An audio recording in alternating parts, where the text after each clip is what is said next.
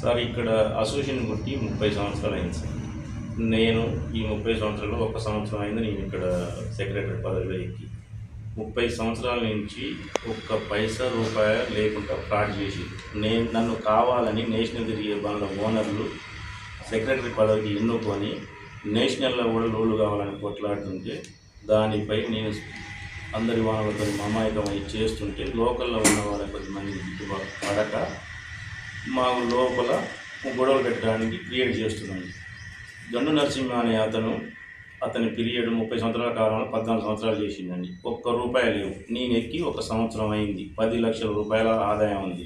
దాంట్లో 5.5 లక్షల రూపాయలు ఖర్చు పోయింది. 4.5 లక్షల రూపాయలు బ్యాంక్ బ్యాలెన్స్ ఉందండి.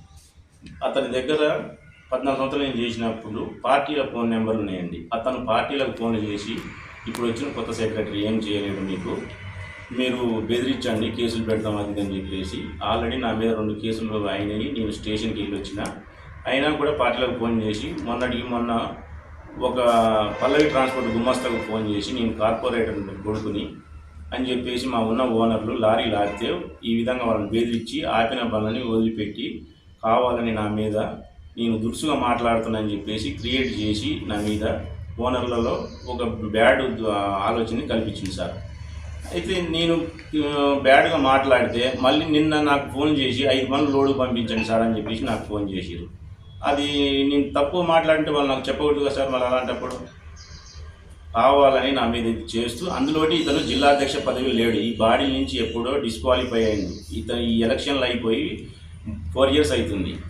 ఇతను జిల్లాధ్యక్ష పదవిలో ఉన్నా అని చెప్పేసి ఇతను క్రియేట్ చేసుకొని ఇక్కడ సూర్యాపేట అసోసియేషన్ని ఆగం చేయడానికి పరిస్థితుల్లో దిగజారిపోయింది. అతనికి పరిస్థితి ఈరోజు జీవనోపాధి లేదు. అతని పేరు మీద ఒక లారీ లేదు. కానీ నేను అధ్యక్ష పదవి అనడానికి లారీలు ఉంటేనే ఆ లారీ బాధ ఏందో తెలుస్తుంది. అప్పుడు సంఘాన్ని మేల్కొల్పు దారిలో నడిపిస్తాడు.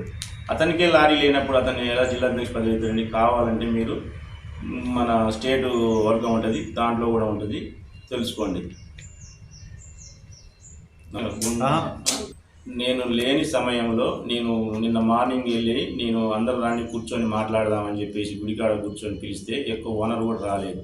నేను లేని సమయం చూసి నన్ను సెక్రటరీ పదవి నుంచి డిస్క్వాలిఫై చేస్తున్నామని చెప్పేసి అతను నిర్ణయం చేసుకుండు.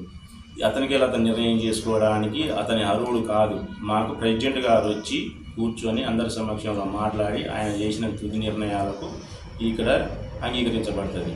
లేదా జిల్లా వైజ్లో ఉన్న వాళ్ళు వచ్చి మాట్లాడి మంచి చెడు తెలుసుకొని వాళ్ళు నిర్ణయం చేస్తారు. కానీ పదవిలో లేని వాళ్ళు వచ్చేసి ఇలా నాపై దురప్రచారం చేయడం ఇది కరెక్ట్ కాదండి. ఇది